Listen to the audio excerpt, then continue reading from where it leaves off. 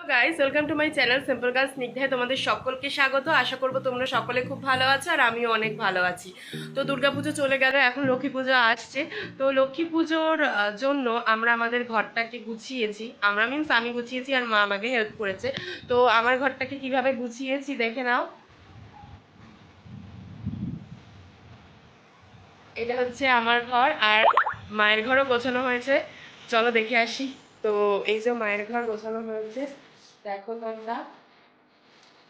এটা হচ্ছে মায়ের ঘর গোছানো হয়েছে। তো আজকে যেহেতু শুক্রবার আর কালকে যেহেতু শনিবার, তো হাতে সময় খুবই কম।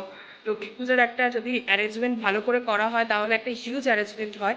বাট আমরা এখন এবছর খুব ছোট্ট করেই করার চেষ্টায় রয়েছি।